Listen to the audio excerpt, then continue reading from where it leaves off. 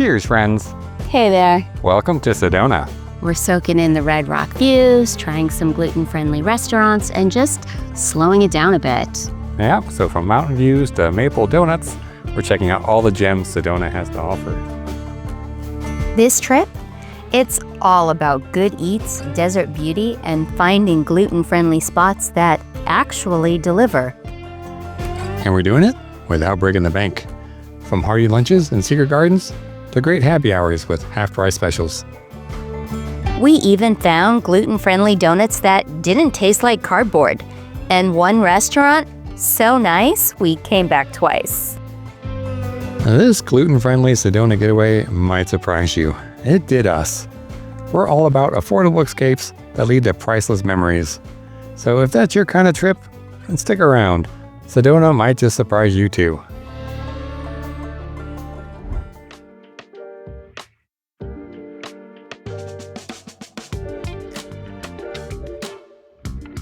When we got into Sedona, we figured we'd start off with something simple and gluten-friendly. This is Vespa's healthy Italian cafe. They're known for Pinsa. That's a style of dough that's lighter, easier to digest, and gluten light. So Pinsa is a Roman-style dough made with a mix of rice, soy, and wheat flours. It's fermented for 72 hours, which gives it that light, airy texture. It's naturally lower in gluten and easier to digest than traditional pizza crust, so it can be a good option if you're gluten sensitive, but not celiac. It's a small place. Kinda caught us off guard when we walked in. Looks like a fast casual spot at first with a Pinsa topping bar and digital menus, but you actually wait to be seated. It was packed when we came in about 8, but the vibe was upbeat and the staff super friendly. We tried the Diavoletta Pinsa without the chili flakes. The crust, crispy on the bottom and edges, soft and chewy on top. Kind of like a crusty, pillowy cracker. The sauce was bright, very tomato forward. They covered it well with mozzarella and soppressata, which is kind of like a dried cured ham. The host suggested drizzling honey on it, but we asked for it on the side. The honey kind of overwhelmed it without the heat from the chili flakes to balance things out. So if you are getting it with chili flakes, it might be a salad hot honey combo. For dessert, we split their Pinsa-style cannoli. Now, it's not rolled like a regular cannoli. It's a flat piece of crust with cannoli filling, pistachios, chocolate chips, and a honey drizzle. Still crispy, held up great. And the filling wasn't too sweet. Honestly, it was really well balanced. Crunchy, crispy, light. Now, if you're only sensitive to gluten, this place is worth checking out. The staff know their stuff, they're clear about how the dough is made, and the food comes out quick. Portion-wise, the pizza could go either way. It's good for one person, or shareable with two, get a dessert or maybe an appetizer. And we'd definitely come back.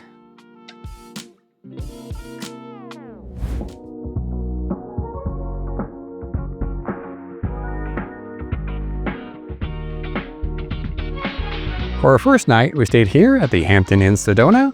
It's about a 10-minute drive from the main drag, so it's not walkable, but it did get us closer to places on our foodie tour, like Vespa's and Sedonuts.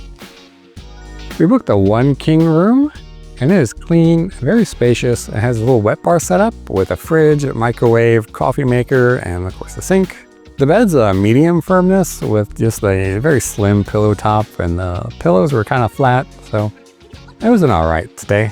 The room itself is quite spacious. I was really surprised to see a little kitchenette, but I do love a refrigerator when we're traveling.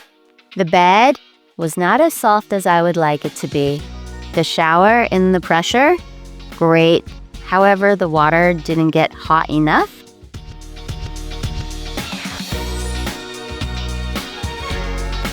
We're on the first floor and our window is out towards the parking lot. Didn't hear any noise.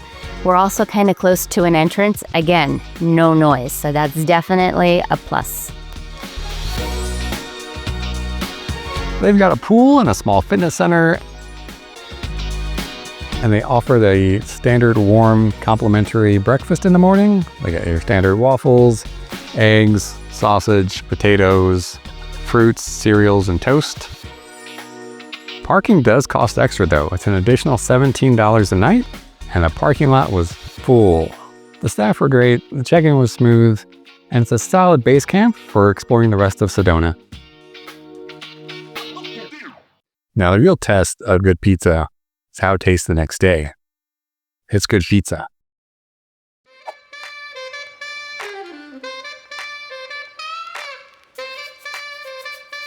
We kicked off the morning early, like 6 o'clock in the morning early, down at Sedonuts.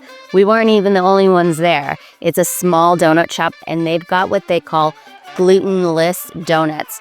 However, not celiac safe. Same fryer, same kitchen, so it's more gluten-friendly. Now, Sedonuts is more of a grab-and-go kind of place. They do have a few chairs and tables and a little seating outside, but we just brought it back here to the hotel.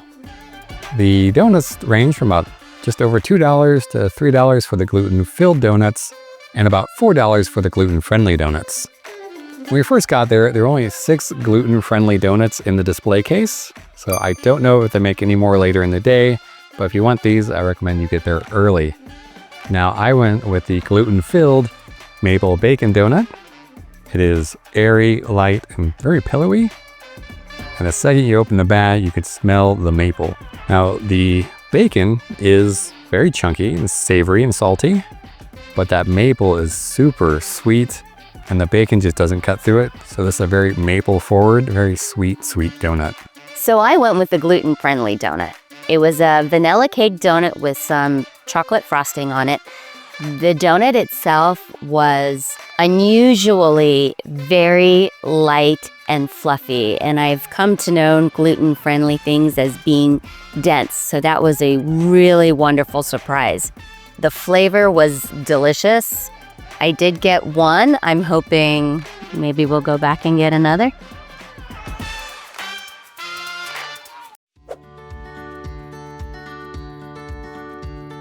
We're grabbing lunch at Secret Garden Café right here in the middle of Tlaquepaque.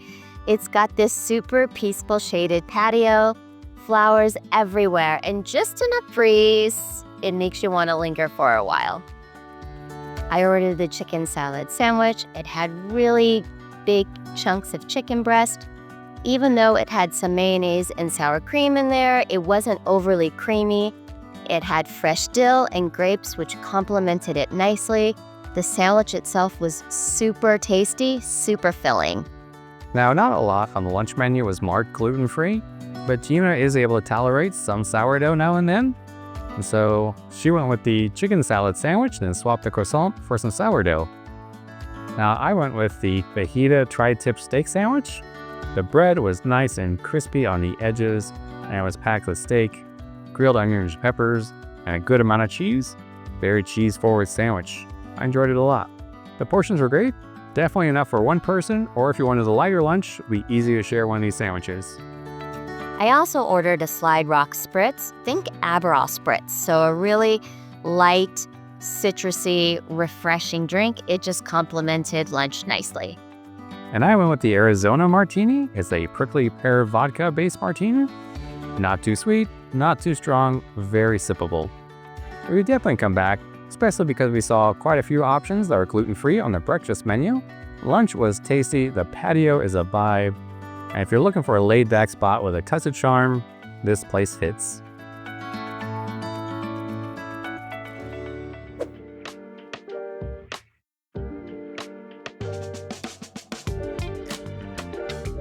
If you like art, handmade stuff, or just want to wander around a really cute plaza, Tlaquepaque is a must. It's got those old world vibes, cobblestone paths, stucco buildings, fountains, really pretty. It's kind of like Sedona's artsy little courtyard. You don't have to buy anything, but it's a fun place to stroll, take photos, maybe find a unique souvenir or two. Or a snack. Let's be honest, I'm always on the lookout for a little treat. Gluten-free, of course.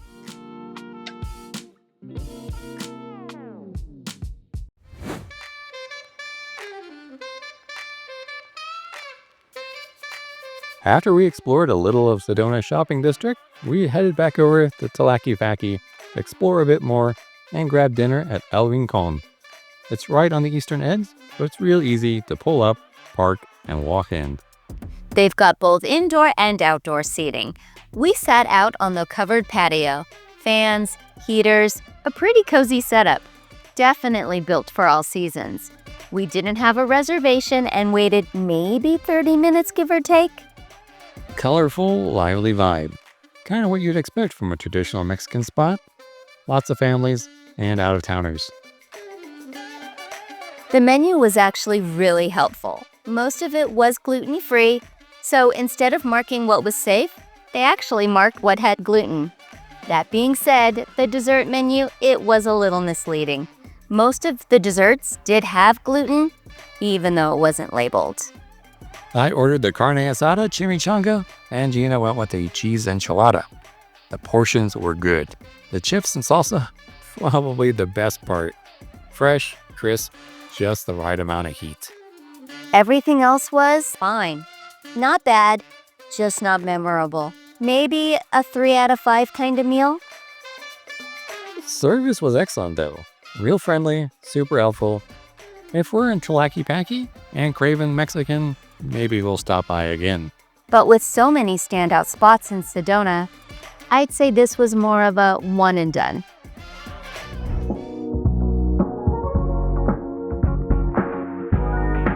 Alright, so it's morning and we're back at the Secret Garden Cafe to check out their breakfast. I like how they provide. You just seem pretty shocked. What? You're not very cold. Yes, honey, of course I'm cool. Just like you. Just did it for lunch.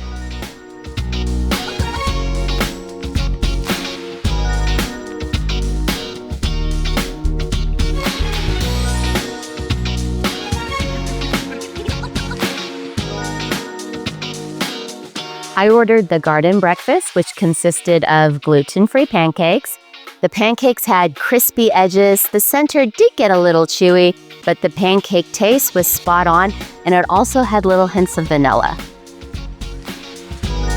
And I went with the croissant breakfast sandwich, which was a salad choice. It was a light and flaky croissant, plenty of ham, cheese, and egg inside, but it was kind of missing a little punch in the flavor department.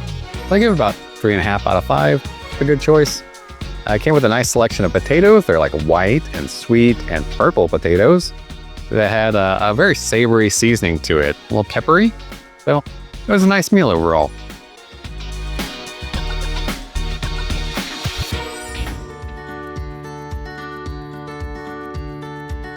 We wanted to get outside and explore a bit. Honestly, picking just one trail in Sedona is hard. There are so many. We ended up at Fay Canyon. It's a pretty easy hike for the most part, flat and peaceful. But if you're feeling adventurous, there's a little side path that takes you up for some amazing views. That last stretch? Definitely more of a scramble than a stroll. But the payoff at the top? Worth it. The contrast of colors out here is wild. Those deep red rocks, bright green trees, and clear blue skies, absolutely stunning. It's one of those places where you just stop talking and take it all in. Even if you only hike one trail here, you're going to feel like you saw something special. Now, it wasn't super crowded, but there were a few choke points near the scramble where people were trying to go up and come down at the same time. If you're going to hit the trails, bring a hat, water, sunscreen, and good shoes. You don't need to be a pro, but a little prep goes a long way.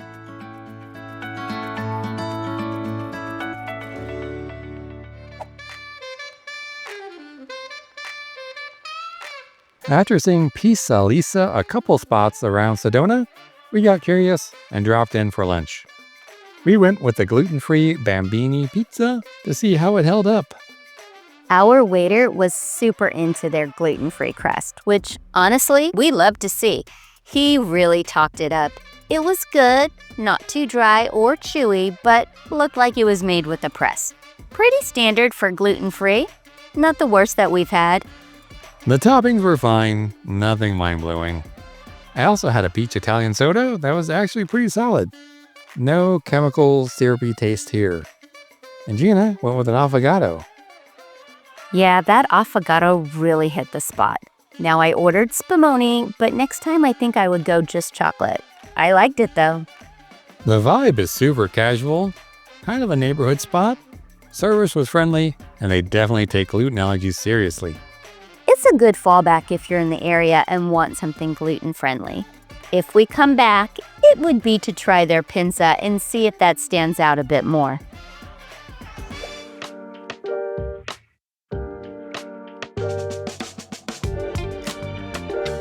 So tonight we're dining at Picazzo's, which is known for its gluten-free dining, so much so they put it on their sign. It wasn't too busy when we first got here. However, the bar was packed because they have a happy hour and there were a lot of people picking up pizzas. I'm actually really confident. He volunteered how they cook things. They use separate utensils. There's a separate area in the kitchen. There's a separate oven for when they cook the pizzas. So I feel like they take gluten-free food handling very serious.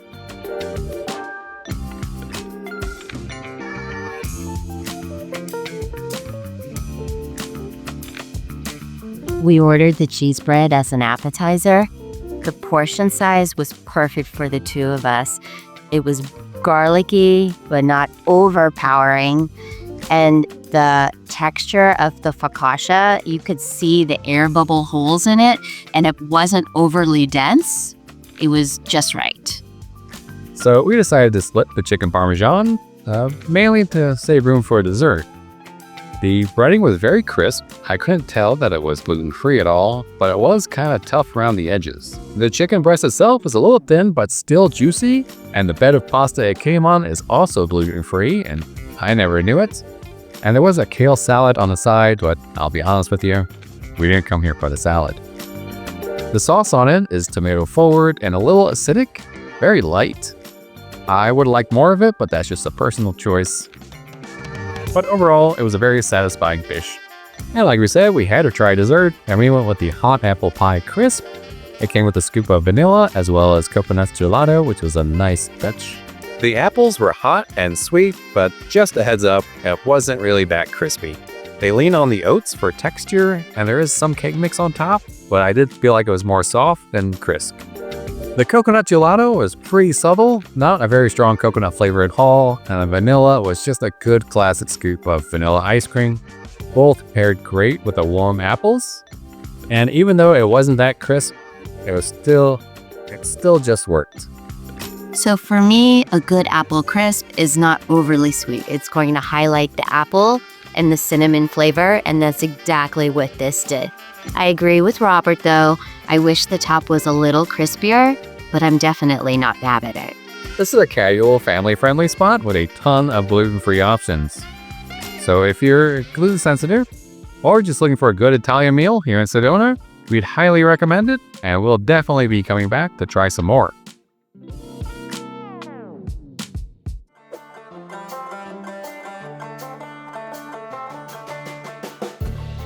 We came to Sedona hoping for good food and great views. We walked away with both, plus a few donut crumbs. Turns out, gluten-friendly in the desert does not mean flavor-free. From secret garden lunches to happy hour pasta, Sedona really showed up. Now, is everything 5-star? Nah. But if you plan it right, you can eat well, hike a little, and chill a lot without blowing the budget. And that's kind of the goal, right?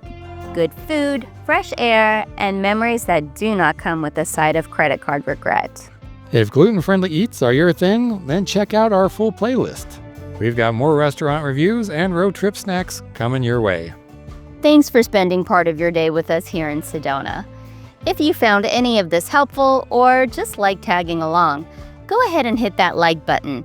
Got questions about where we went, or maybe a favorite Sedona spot we should check out next time?